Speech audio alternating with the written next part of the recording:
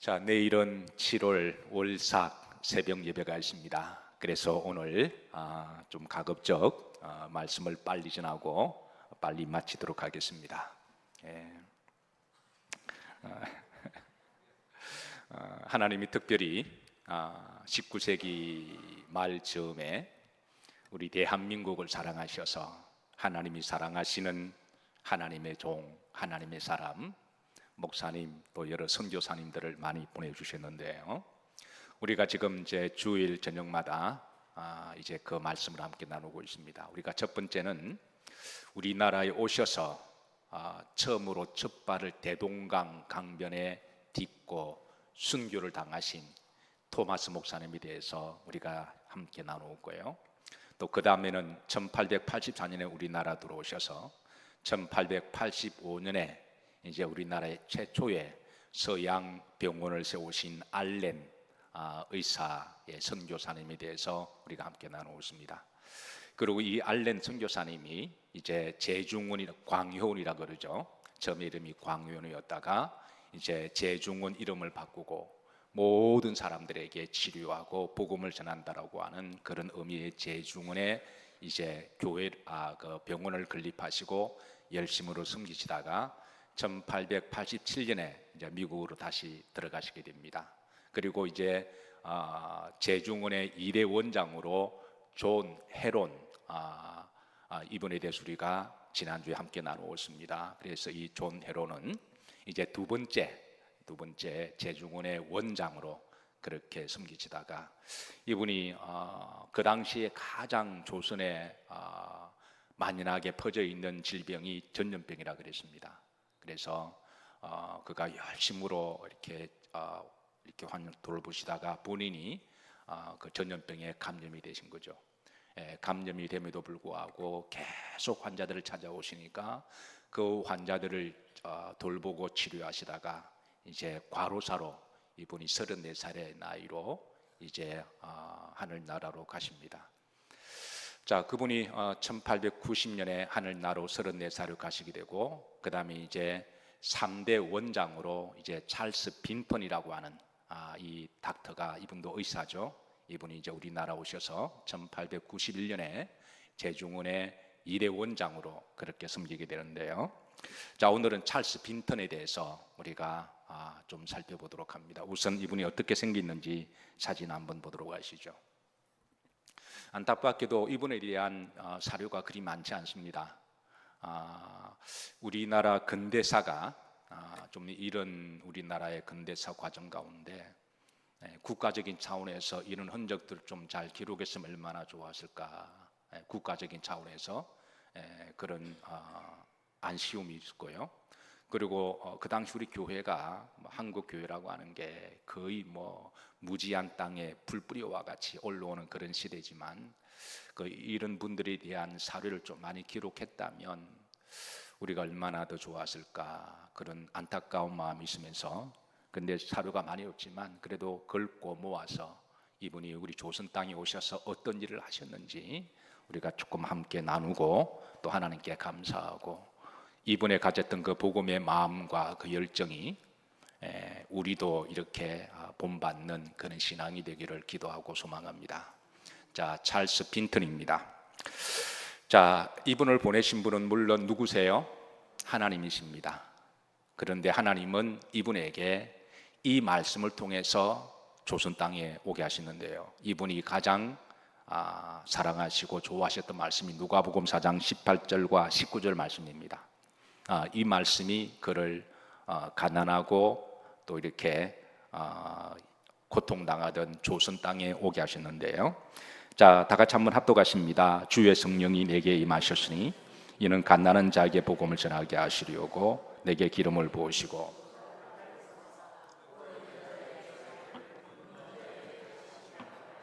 전파하며 눌린 자를 자유롭게 하고 주의 은혜의 해를 전파하게 하려 하심이라 하였더라. 자, 19세기 조선은 정말 가난한 나라였습니다. 그리고 포로된 나라였습니다. 눈먼 나라였습니다. 이런 나라에 하나님이 이 빈턴에게 이 말씀을 통해서 이 조선을 가게 했고, 그는 이 말씀 붙들고 조선에 오셨는데요. 저는 이 찰스 빈턴 하면 참으로 한편으로는 참 감사하죠. 어떻게 이런 나라에 오셔서 복음을 전하실 마음을 가지셨을까. 한편으로는 너무너무 감사하지만 한편으로는 가슴에 점해지는 그런 아픔과 고통이 있습니다. 이분은 조선 땅에 오셔서 그의 사랑하는 자녀가 3명이 있었는데요. 아들, 딸입니다. 그 3명을 다 조선 땅에 묻습니다. 당시 조선의 땅은 전염병이 창궐하던 시대여서 많은 아이들이 전염병에 걸려서 어릴 때 면역이 약할 때 죽게 됩니다.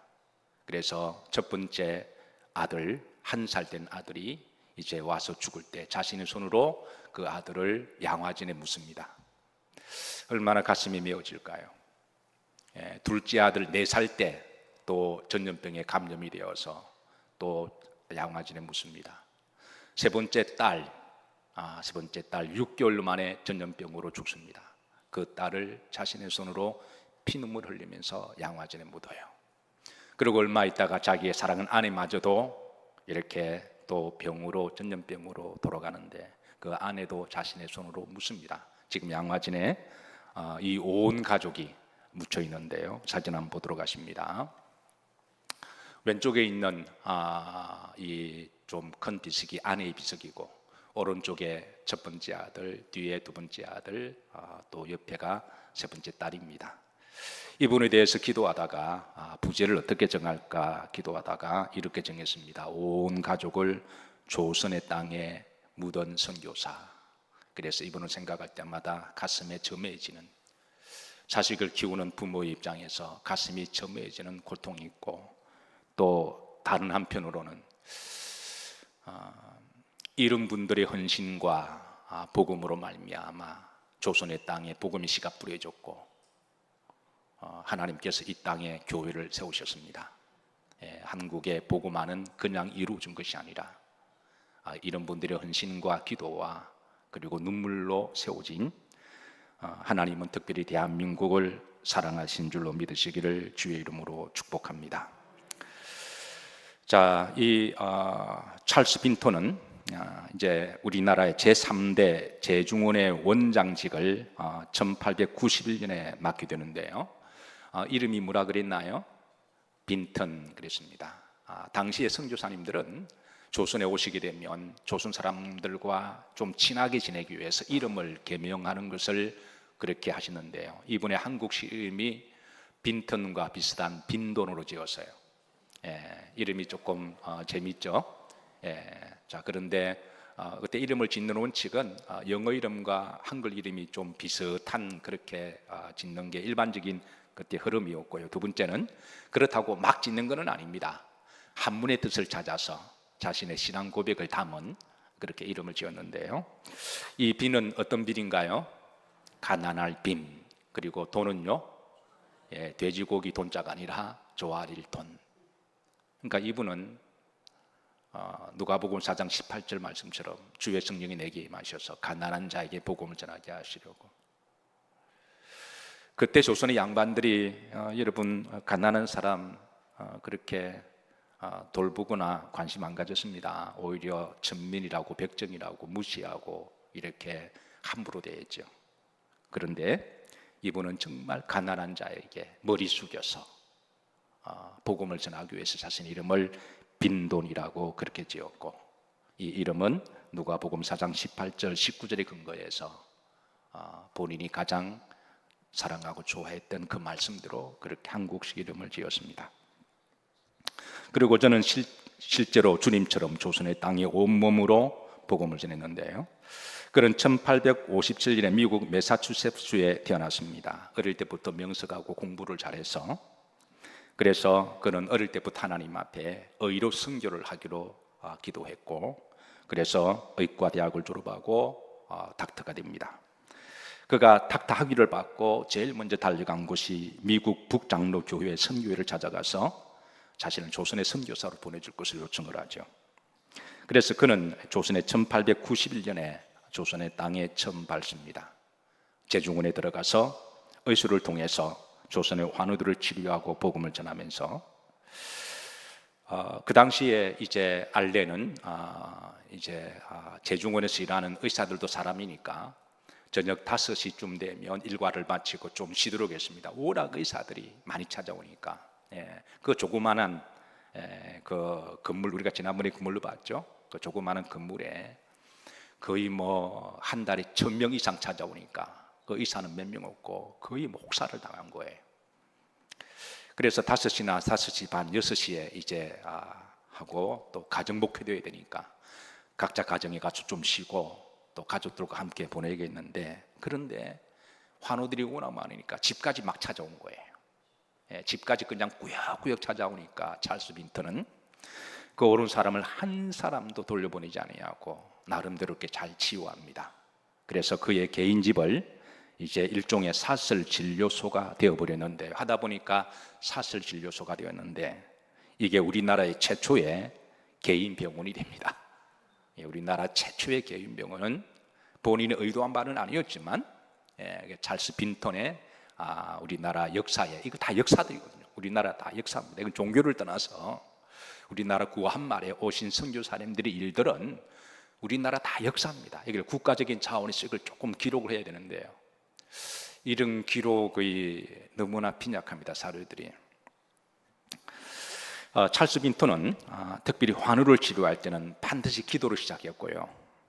그래서 기도할 때 이 병을 치유하시는 분은 내가 아니라 궁극적으로 예수님이시다. 그렇게 해서, 그리고 나는 육신만 치료하지만 우리의 정신과 마음과 영을 치유하시는 분은 하나님이시다. 육신보다 더 중요한 건 정신적인 건강이고 영적인 건강임을 그러면서 복음을 전했고, 그리고 정성껏 돌봐주고 예수님을 믿도록 그렇게 인격적으로 잘 섬겨주고, 그의 이름 빈돈처럼 가난한 자에게, 아픈 자에게, 병든 자에게 겸손하게 잘 치료해주고, 그래서 예수를 믿을 걸 종용했고, 이렇게 해서 예수를 믿는 사람들이 저변의 민초들 가운데 이렇게 급속도로 퍼지게 됩니다. 그리고 그는 무엇보다도 중요하게 여겼던 것이 교육, 선교였는데요, 우선 조선인들이 글을 깨우쳐야만 희망과 미래가 있다고 봤습니다. 90% 이상이 글을 읽지도 못하고 쓰지 못했던 조선의 민초들에게 어떻게 하든 한문이 아니라 한글을 가르쳐 주었어요. 한문이 아니라 한글을 가르쳐 주고, 그리고 이제 성경을 읽도록 그렇게 강조했고, 또 성서 번역을 통해서 각종 문서를 발간해서 이제 전도용 선교로, 문서 선교도 활발하게 한편으로 했습니다. 그는 무엇보다도 조선의 땅에 교회가 세워지기를 소망했습니다. 조선의 땅에 교회가 세워지기를. 그래서 그는 제중원 내에 교회가 설립되도록 정부에게 신청을 했는데요, 결국은 이 교회 설립 신청은 이제 거절을 당합니다. 그러다가 1893년에 한 3년 정도 제중원을 원장으로 섬기면서 사임을 하게 됩니다. 그가 사임하게 된 이유가 2가지 이유인데요, 첫 번째는 부패한 조선 정부의 관료들 때문이었습니다. 처음에 알렌이 광해원을 우리나라의 최초의 서양식 병원을 건립할 때는 일종의 정부와 칸출액이 있었죠. 고종과 맺었던 칸출액이 뭐냐면, 이 광해원은, 제중원은 이제 여기에서 섬기는 의사들의 그런 모든 월급은 자원하는 거로 하고, 그러니까 우리나라 선교사님들은 다 월급을 안 받는 거로 그렇게 했습니다. 그것만 해도 대단한 것이죠. 대신에 환우들을 돌보는데 들어가는 환자 이렇게 물품들은 정부에서 제공해 주는 것으로, 그거는 조선의 백성들이니까 그 조선의 환우들을 돌보는 그 의약품이나 들어가는 경비들은, 유지비는 정부에서 해주는 것으로 그렇게 칸출을 했는데, 그런데 이 빈턴이 3대 원장으로 섬기다 보니까 점점 그 지원한 돈이 이렇게 줄어드는 거예요. 그래서 1년에 그 만 몇천 명을 이렇게 환우들을 받다 보니까 약도 필요하고 들어가는 여러 가지 재반 시설도 필요한데, 그래서 계속 요청을 했는데 결국은 나중에 알고 보니까 중간에 부패한 관료들이 다 떼먹어버린 거예요. 그래서 너무나 실망합니다. 그래서 여기에 대해서 고종에 계속 건의를 했는데, 문제는 이것이 개선이 되지 않고 오히려 부패한 정치인들과 사이만 나빠지게 된 거예요. 그래서 부패한 정치인들로부터 정치적으로 소위 찍힘을 당해요. 미움을 받은 겁니다. 그래서 이제 빈터는 마지막 최후의 통첩을 날립니다. 계속 이런 식으로 이렇게 지원이 되지 않으면 이거는 섬길 수가 없다고 사임하겠다고 했는데요. 그래서 결국은 나중에 이제 이 문제 때문에 사임하게 되는 첫 번째 이유가 돼요. 두 번째 이유는 그는 보다 직접적이고 활발한 전도하기를 원했습니다. 빈턴이 생각할 때는 당시 조선의 선교는 의료를 통해서 간접적인 선교를 하기보다는 직접 전도를 해야 할 때라고 생각했던 거예요. 왜냐하면 당시에 조선의 구한말은 종교를 이렇게 정부에서 허용하지 않고 불법으로 여겼기 때문에 공식적으로 종교를 전할 수가 없어서 어쩔 수 없이 우리나라 온 선교사들은 의료를 통해서 또 교육을 통해서 간접 선교를 하신 거거든요. 그런데 빈턴이 생각할 때는 이거는 직접 선교해야 된다. 우리가 핍박을 당하더라도 지금은 간접 선교할 때가 아니라 직접적으로 가서 현장 가서 전투사령관처럼 직접 해야 된다고 생각했고, 그런 차원에서 그는 차라리 의료의 간접보다도 직접 선교를 하기 원했던 거죠. 그래서 그는 이제 제중원을 사임하게 되는데요. 문제는 그가 사임하니까 백성들이 이제 제중원에 가지 않고 빈턴의 집에 막 오게 된 거예요. 그 빈턴은 오는 환우들을 그렇게 또 잘 정성껏 돌보고, 그러고 나서 그는 시간 날 때마다 이제 현장으로 찾아갑니다. 그래서 그는 평양, 의주, 심지어 만주까지 가서 복음을 전합니다.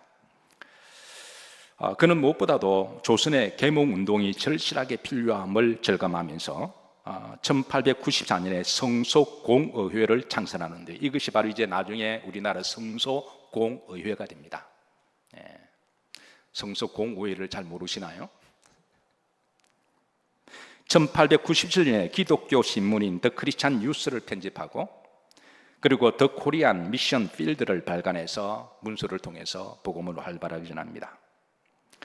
특별히 찰스 빈턴은 조선인들 중에 가난한 사람들에게 특별히 그의 눈길을 많이 두었습니다. 소외받고 무시받던 이들, 특별히 그 당시 천민이라고 버림받은 백정들을 대상해서 선교를 했는데요.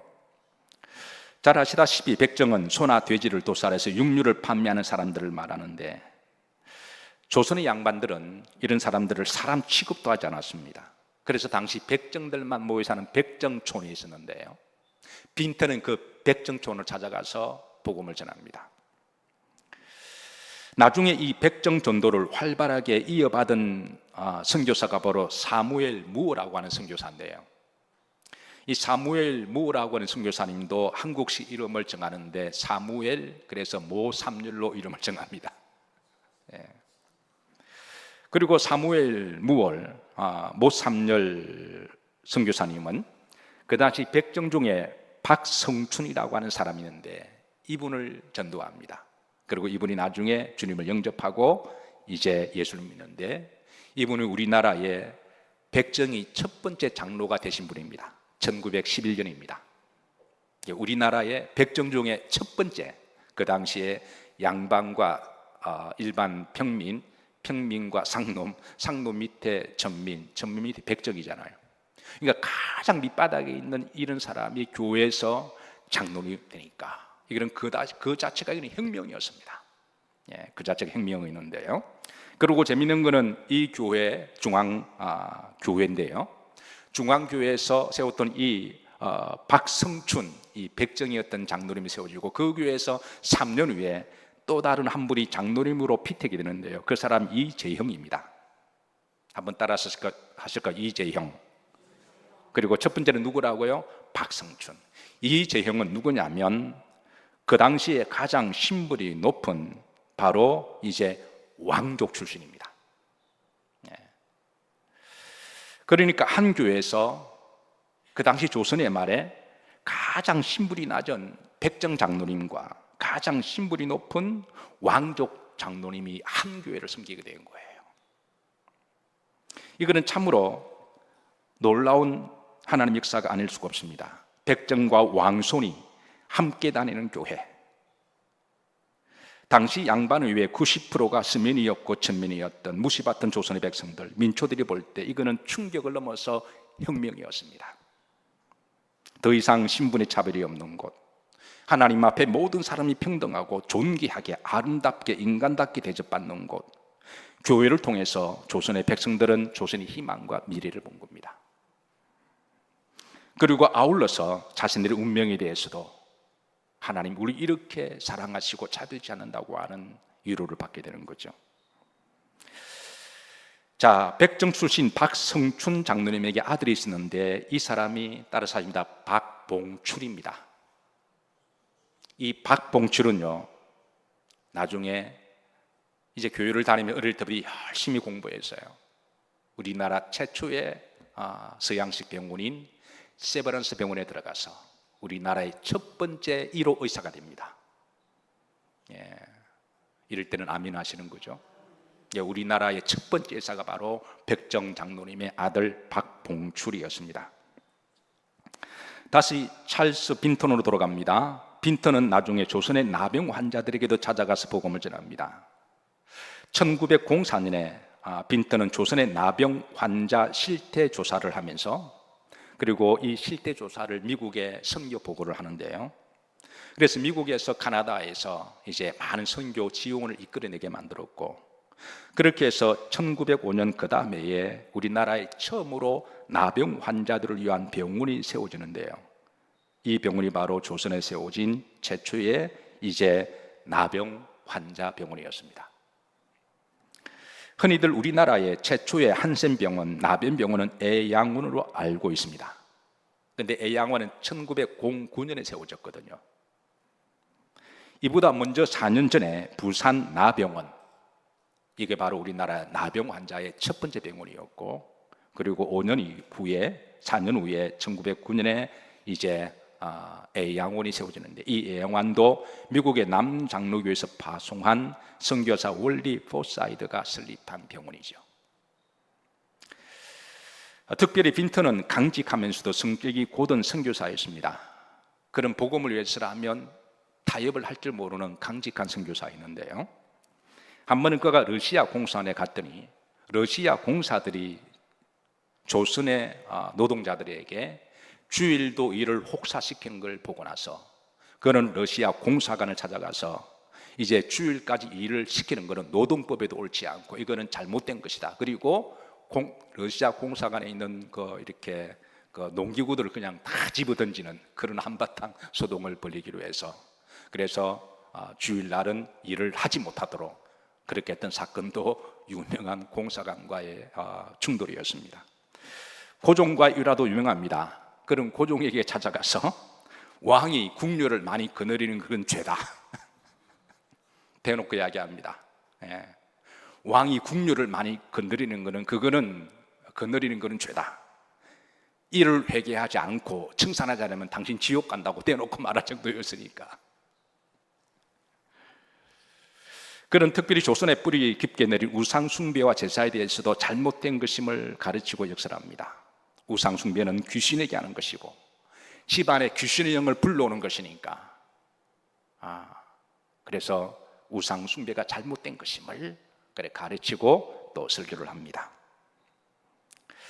그러다가 그에게는 1989년에 참으로 큰 예상치 못한 사건이 터져요.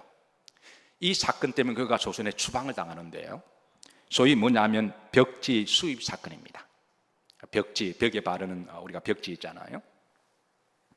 찰스 빈턴은 조선에서 의료 활동을 하면서 조선에 가장 만연하게 퍼지는 질병이 뭐라 그랬나요? 전염병이었습니다.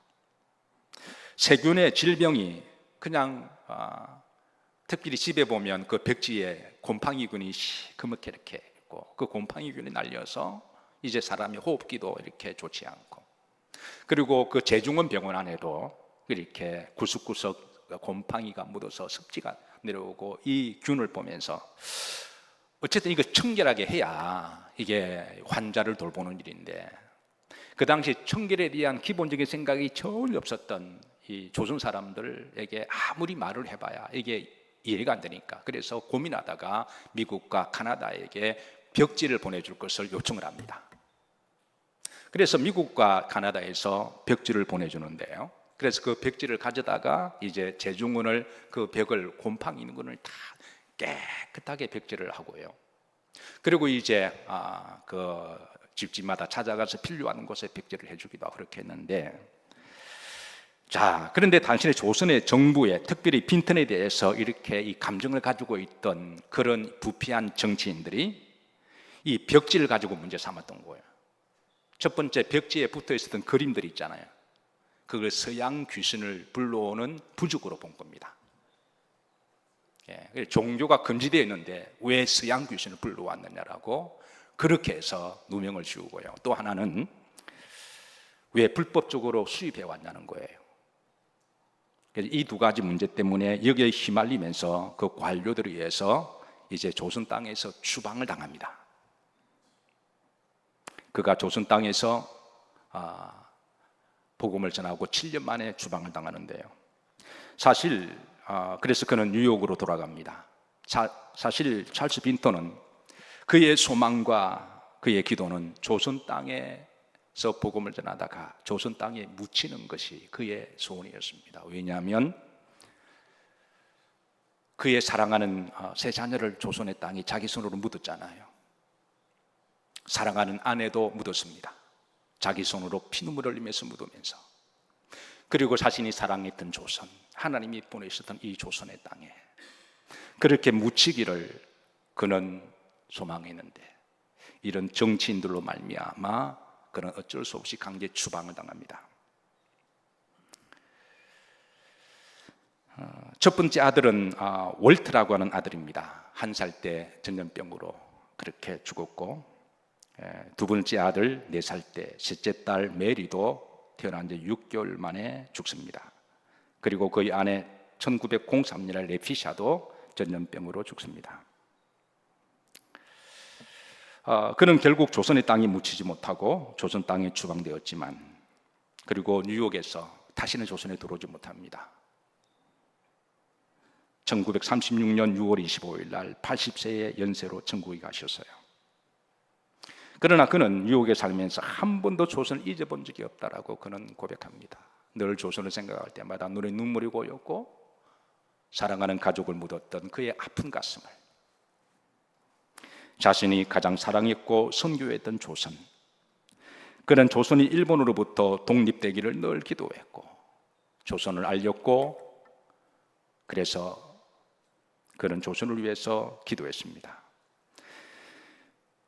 하나님이 조선 땅을 긍휼히 여겨주셔서 조선이 복음의 나라가 되기를 기도했고, 비록 그가 조선의 독립과 복음의 결실을 보지 못하고 죽었지만, 그러나 분명한 것은 그의 기도대로 이루어졌습니다. 한국에서 지금의 대한민국 상공에 밤하늘에 밝히는 수많은 십자가를 천국에서 바라볼 때 그의 헌신과 수고가 헛되지 않았을 것이며, 하늘에서 누구보다도 그의 상급이 크리라고 믿습니다. 여러분, 한국 교회는 그냥 세워진 것이 아닙니다. 하나님이 대한민국을 특별히 사랑하시고 대한민국을 지키시고 보호하시는 줄로 믿습니다. 이런 사람들의 희생과 헌신, 기도로 말미암아 오늘 대한민국이 있는 줄 우리가 기억하고, 우리가 결코 이런 분들을 이름이라도 아니 얼굴이라도 우리가 기억하고, 그리고 우리가 그 신앙을 조금이라도 우리가 도전을 받고 이어받기를, 그런 교회가 되기를, 성도가 되기를 주의 이름으로 기도하고 축복합니다.